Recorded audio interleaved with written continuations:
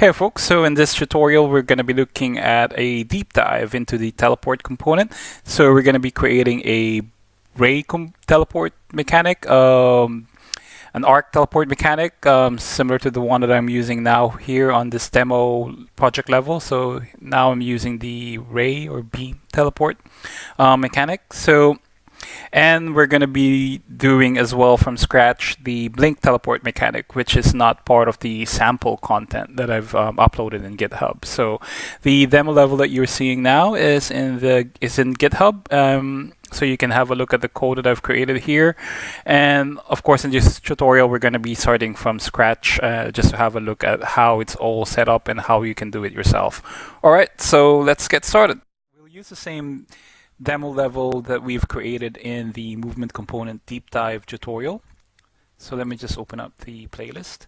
So in the movement component deep dive, I've shown you how to create a new level and activate the plugin for that new level.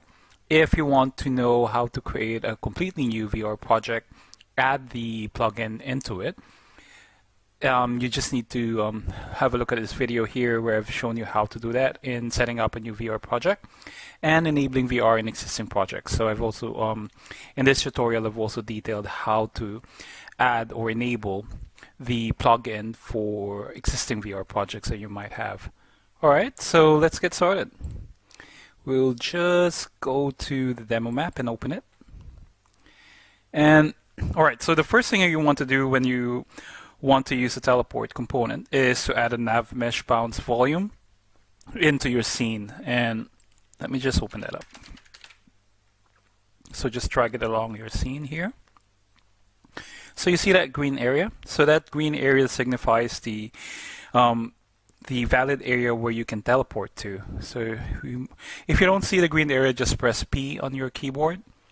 So let me just increase that size, maybe to 5. So look, oops, did I do 50? That's too big. 5, yep, that's okay, too small. All right, we're playing Goldilocks here. Let me just play to 8, yep, that looks good. So you have enough space to actually do a teleport, and there's some spaces here that we shouldn't be able to teleport to, so we could do a bit of a test when we're doing this demo, all right? And let me just save that and open up the pawn. All right, so now we're going to add the teleport component into the pawn, and RunebergVR teleporter right over there. I'll just show you again. You can just drag along down here as well and look for RunebergVR teleporter.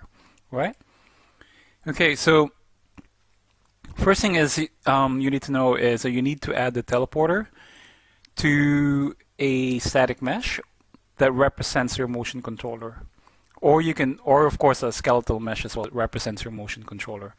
So let me just drag that along and put it underneath the static mesh here. So let me just rename this. You can put multiple teleporters into one static mesh or skeletal mesh.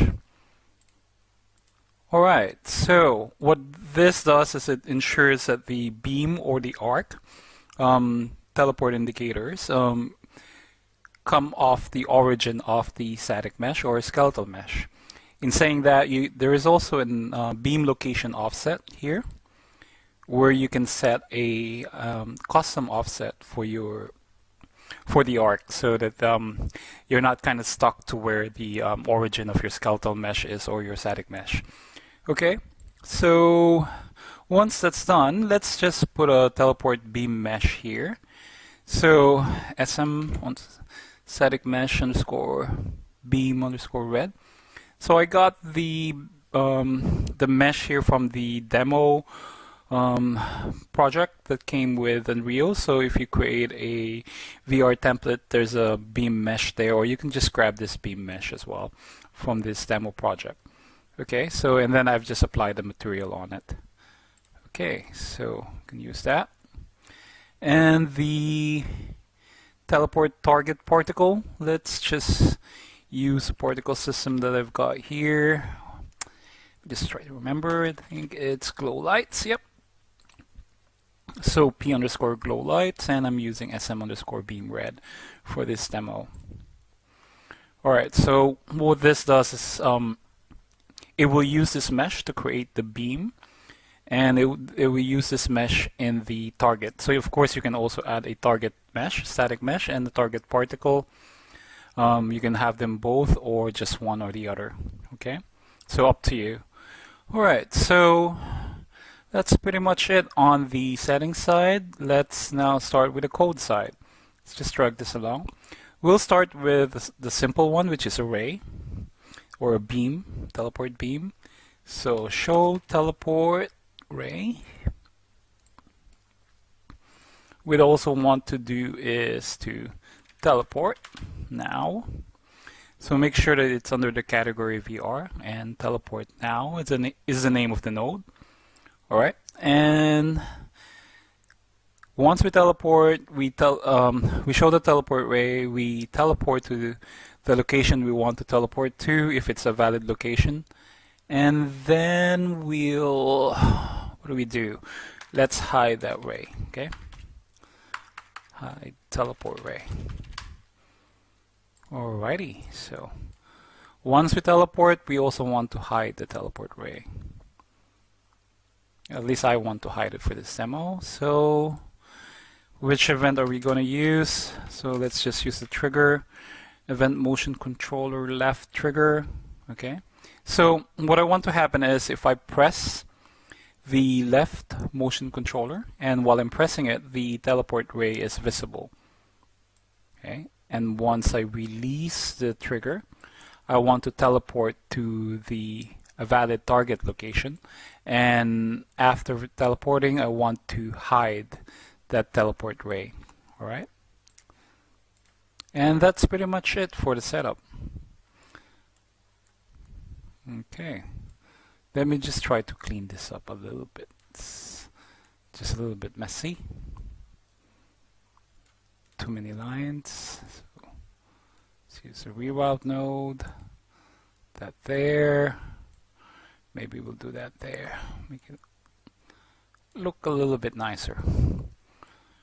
Alright, so that's it for a basic teleport. Let's compile this, save, and let's try to do a demo. Alright, so if I press the trigger, you can see I've got a beam here. I could teleport if it's within the nav mesh bounds. If it's outside, I won't be able to. So that's how simple it is to create a teleport ray, and the teleport arc is not that much different. We just change this show teleport ray to show teleport arc. Okay, let's get rid of that. Show teleport arc, set there, use this. So let's do it a different way. Grab it from here, hide teleport ray. Yep, that. Oh, sorry. Let's just do that again. Let's do hide teleport arc. Okay. That and that. And that's it. You should have a teleport arc. Let's change the static mesh as well. Or let's use the blue one. Doesn't really matter, but just another bit of visual. Okay. Alright, so now if I press the trigger, I have a teleport arc instead of a teleport beam. The marker will come up if it's a valid target location. If it's not, it won't. So yep, so pretty much like fishing, actually. See, it's an arc. Alrighty, that's it. So you could see that you can create a teleport arc or ray relatively easily, and you can. I've actually exposed a lot. Let me just click on here. RunebergVR teleporter left. I just want to show you that you've got a lot of parameters here that you can play with. So you've got the teleport beam mesh, which I've already explained earlier. You can have a beam magnitude. This is how far the reach of the teleport beam or teleport ray would be. So I've set it as default to 500. Of course, you can tweak this. The higher the number, the further the reach of your teleport. You can have the beam location offset as I explained earlier as well. So this is where the beam would start off from your mesh where it's attached to. And the ray instant scale and ray scale rate, as of this recording, is experimental. And what they do is they do a gradual scaling the first time that the mesh is instantiated. So if you click show teleport arc or show teleport ray, the idea is that the if you're not doing an instant scale, it will gradually scale by 1.0 by default until it hits a teleport target.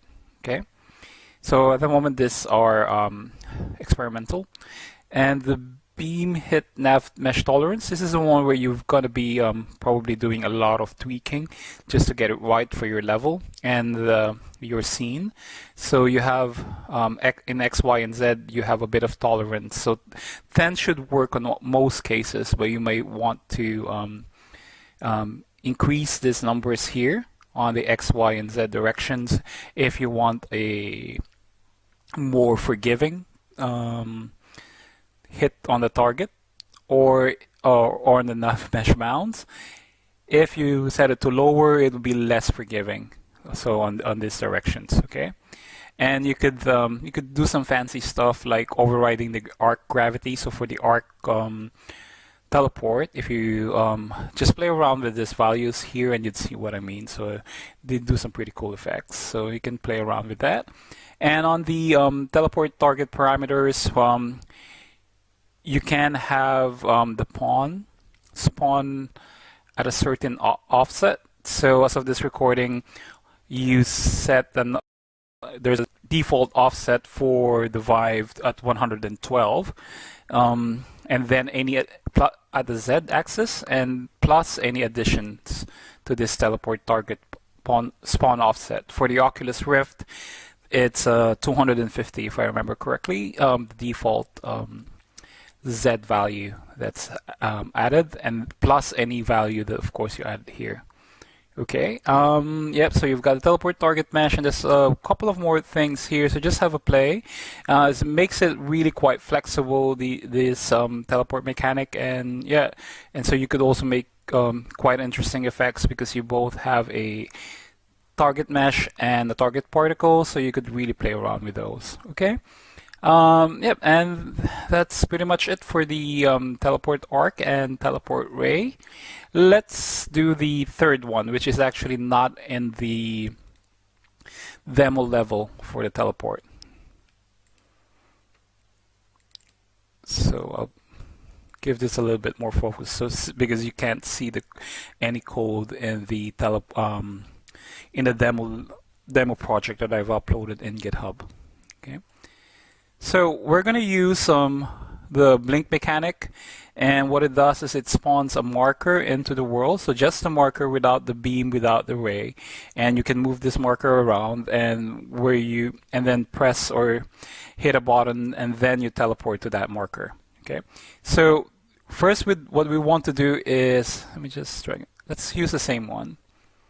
Okay, actually, let's create a new teleporter. I can show you as well that you can add multiple teleporters onto one motion controller or one static mesh that's attached to a motion controller. Static or skeletal mesh, as you wish. So let's call this blink. Alright. So with this, we'd want the shoulder button. The shoulder button is the button that's in a Vive. It's the button that's on top of the trackpad. Okay, so let's show marker. That's it. So we're gonna show the marker. We're also gonna hide the marker. Okay, and of course we will also do a teleport. So these are the three nodes that you'll need. So you'll need a show marker, hide marker, and teleport now as well. Okay, so let's start with something basic, the show and hide markers. Let's do the teleport now in a while.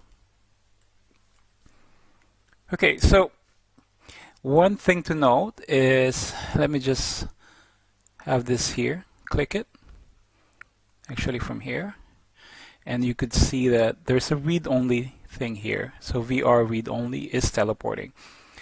This boolean is read-only, you can't set it from here.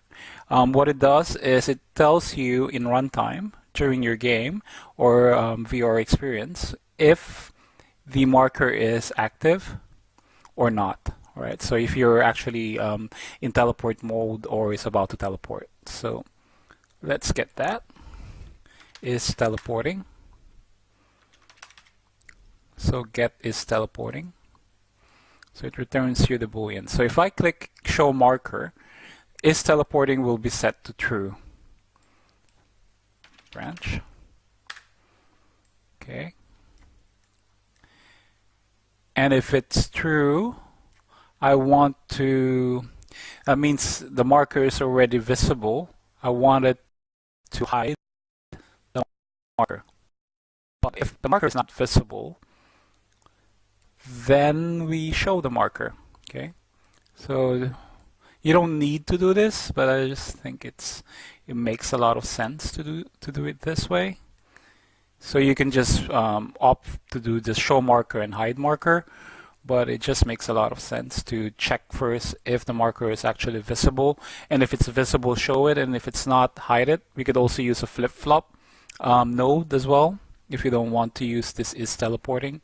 So there's a lot of different ways to do it, but I'll do it this way for the demo. So let's use the shoulder button. So motion controller, shoulder button. Yep, there it is.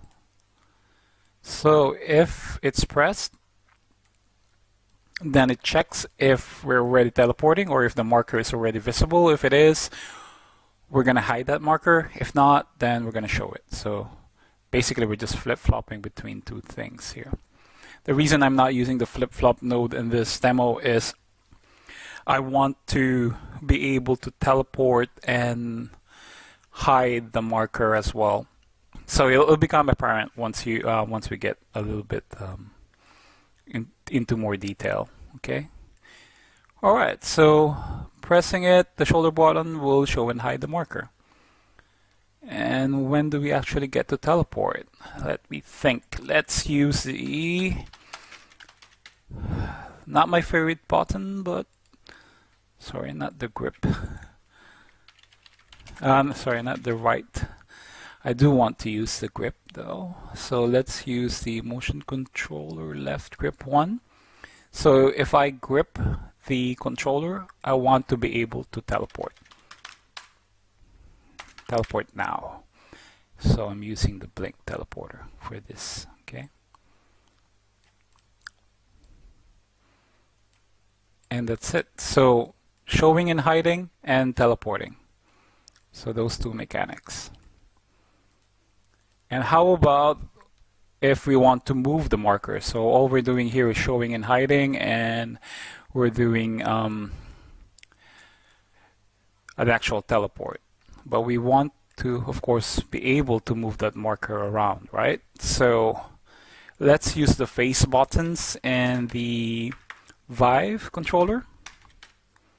So motion controller left, face button 1. That points to up in the motion controller. Let me just zoom that in. So it's a lot easier to. So we use the face button 2, which signifies, yep, right. I'll arrange it this way so it's clearer where the buttons go.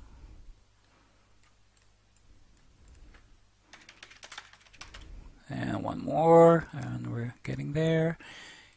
And get the blink, so we'll put it in the center. Alright, so I want to be able to move the marker, a move marker. So there's a node called move marker. If I press here, on face button 1, I want to move it towards, not towards the player, but away from me. So if I press the up button, I want the marker to move away from me. Okay, so there's rate here. You can even have a custom direction if you want to, but I'm gonna use that. So I'm just gonna duplicate this, Control W, and have that here. Press, move towards the right of the player. That makes sense to me. Let me just add that there. Okay, and another one, so that it goes down or goes towards me. So towards player, punch that in, link that into the target, and last one. Let's just duplicate this, Control W. So this, as you can see, requires a little bit more setup because there's a lot more input than the other teleport mechanics. So pressed, just drag that along here. Right, a bit messy, but it gives you quite a bit of a visual of where the directions are. So I kind of like to arrange it this way. It's up to you though, of course, for your own experience, or your own VR experience or VR game. Alrighty, so this moves us. Put a comment, move marker. And this, show and hide the marker. And this actually does teleport. Cool. So these three work hand in hand to give you the blink mechanic, the third one in the different teleport mechanics that is supported by my plugin. Alright, so last but not least, don't forget that we need to set up a couple of parameters. So under teleport beam parameters, it doesn't really have a beam mesh that you need to show, so there's nothing that you need to set here. It's just going to get ignored anyway, so there's nothing here, but you can of course set the beam magnitude, the range where you want the blink marker to come out from where your motion controller is, okay, or where your player's motion controller is. I'm just going to leave that to 500 here. The important one is actually this one, the nav mesh tolerance. So earlier we were doing a tolerance of just 10 because we are actually targeting somewhere here on the green area, right, somewhere on the floor. But you can imagine that for the blink mechanic, you don't actually have that mesh that the user can see, and so the user would not be pointing downwards, or it's not an arc as well, the targeting system, so it's not gonna actually hit the floor or hit an area where you can actually validly transport to, or where the user can see the screen area here. What you want to do is if they're pointing out in the air, as long as it's within the screen area, you should be able to teleport to it. What that means is you need to increase the nav mesh tolerance on the Z-axis. Let's crank it up to 250 so that at least you have, so if they're pointing up here, and of course this is a green area, so you have that much tolerance to play with, okay? It'll become apparent once we actually get into the level. And another thing is, of course, you'd want to have a target mesh to indicate where the target is, or if the user is going to blink correctly on the correct area, so you'd want to have a target mesh and or a target particle. In this case, I want just the particle because it's cooler. So let's do glow lights. Glow lights, yep. And I want this particle effect to spawn not on the floor, but I kind of want it to spawn like right above, just to give it a bit of distinction from here, from the ray or beam mechanic. So up at 112, so somewhere right in the middle, my mid chest or something should come up. Okay, so let's try that out. So if I press the shoulder button, I'm able to summon this marker here, move it around with the trackpad, As we've mapped out the inputs, just move it along the world here, and if I press grip, I should be able to teleport to that location. Yep. Alrighty, so that's all three mechanics for you. So three teleport mechanics. One is the arc, one is the ray or just a beam. So you kind of it's just a variation of the arc component, and the more sophisticated one in terms of a lot of the nodes or a lot of inputs that you can put into it is the blink teleport mechanic. Okay, so I hope you enjoyed that, and just hit me up with any questions, or if you have any issues with following along the tutorial, let me know. And yeah, have fun and see you on the next one. Cheers!